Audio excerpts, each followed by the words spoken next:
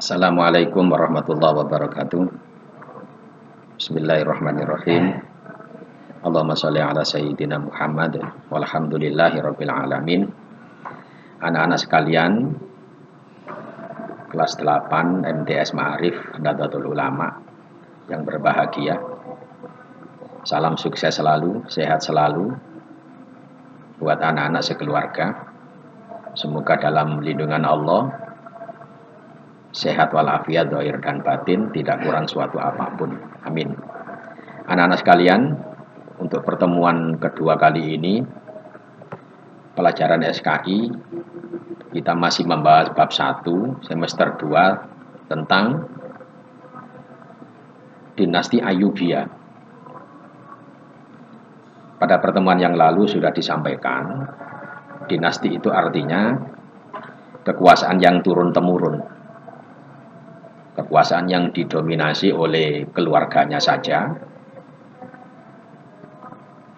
yang tidak melibatkan orang lain, mulai dari pucuk kepemimpinan sampai level kepemimpinan yang paling bawah. Semuanya didominasi oleh keluarga. Itu namanya dinasti. Dinamakan dinasti Ayyubiyah karena pendiri dinasti Ayyubiyah ini adalah Salahuddin Al-Ayyubi. Kalau kita bicara tentang Salahuddin Al-Ayyubi, maka kesan yang pertama adalah beliau seorang panglima perang. Beliau seorang panglima perang pada perang salib, artinya perang melawan misi kristenisasi pada zaman itu. Maka beliaulah orang yang menjadi panglima besar atau panglima perang salib pada saat itu. Salahuddin Al-Ayyubi. Anak-anak sekalian yang berbahagia, untuk tujuan pembelajaran kita yaitu pertama mengidentifikasi penguasa dinasti Ayyubiyah. Yang kedua, menganalisis perkembangan peradaban dinasti Ayyubiyah. Berikutnya anak-anak sekalian, tentang ringkasan materi. Ringkasan materi ini sebagai rujukannya yaitu anak-anak bisa melihat LKS-nya di halaman 7 sampai 11. Dari halaman 7 sampai 11 ini ada ringkasan materi tentang orang-orang yang berkuasa atau nama-nama raja selama kepemimpinan dinasti Ayyubiyah. Di situ ada 9 nama raja yang berkuasa selama kepemimpinan dinasti Ayyubiyah. Dari 9 raja ini, ada 3 raja yang sangat menonjol dalam catatan sejarah, yaitu Salahuddin Al-Ayyubi sebagai pendiri dinasti Ayyubiyah, dan yang kedua Malik Al-Adil Saifuddin. Kemudian yang ketiga, Malik Al-Kamil Muhammad. Anak-anak sekalian, pertama tentang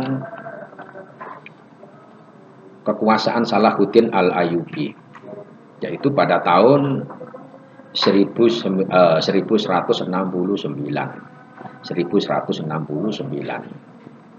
Ini masa kekuasaan Salahuddin Al-Ayyubi. Kemudian Salahuddin Al-Ayyubi berhasil menundukkan dinasti Fatimiyah di Mesir pada saat itu. Dan di sisi lain, Salahuddin Al-Ayyubi juga mendukung kekhalifahan Abbasiyah yang ada di Baghdad. Kekhalifahan yang ada di Baghdad. Anak-anak sekalian, pada usia 45 tahun, Salahuddin Al-Ayyubi sudah menjadi orang yang berpengaruh di dunia Islam. Dia berhasil menundukkan Mesir, Libya, Tunisia, dan Jazirah Arab pada saat itu, ketika beliau menjadi raja pertama pada masa kekuasaan dinasti Ayyubiyah. Ini merupakan kelebihan yang beliau miliki sebagai panglima perang, sebagai politisi atau sebagai orang yang memahami dunia politik pada saat itu sehingga mampu menundukkan kerajaan-kerajaan yang tidak sepaham atau kerajaan-kerajaan yang tidak sejalan dengan kerajaan yang ia pimpin. Maka otomatis kerajaan-kerajaan yang non-muslim itu beliau tundukkan, dan sedikit demi sedikit banyak yang memeluk agama Islam atas jasa beliau seorang panglima besar yang bernama Salahuddin Al-Ayyubi. Anak-anak sekalian, kemudian yang berikutnya yaitu Malik Al-Adil Saifuddin. Malik Al-Adil Saifuddin. Beliau seorang penguasa yang berbakat, efektif dan bijaksana. Beliau lebih mengedepankan keadilan, makanya beliau dijuluki oleh masyarakat Malik Al-Adil, seorang raja yang sangat adil, seorang raja yang sangat bijaksana, seorang raja yang selalu mengedepankan keadilan, kedisiplinan, dan selalu mempengaruhi masyarakatnya agar selalu dalam kehidupan yang disiplin, taat hukum, dan menegakkan keadilan. Ini yang beliau lakukan, Malik Al-Adil Saifuddin.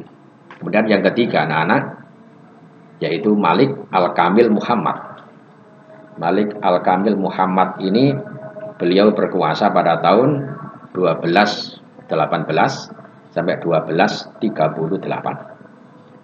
Nama lengkapnya adalah Al-Malik Al-Kamil Nasiruddin Abu Al-Ma'ali Muhammad. Itu nama lengkapnya dari Malik Al-Kamil Muhammad. Kalau kita merujuk dari namanya, ini merupakan nama yang diberikan atau gelar yang diberikan oleh rakyat atau masyarakat pada saat itu, Malik Al-Kamil. Malik itu artinya raja, Al-Kamil itu artinya sempurna. Jadi raja yang menyempurnakan dari kedua raja sebelumnya, yaitu Salahuddin Al-Ayyubi, Malik Al-Adil Saifuddin, kemudian disempurnakan kekurangan-kekurangannya, dilengkapi pada masa kekhalifahan Malik Al-Kamil Muhammad.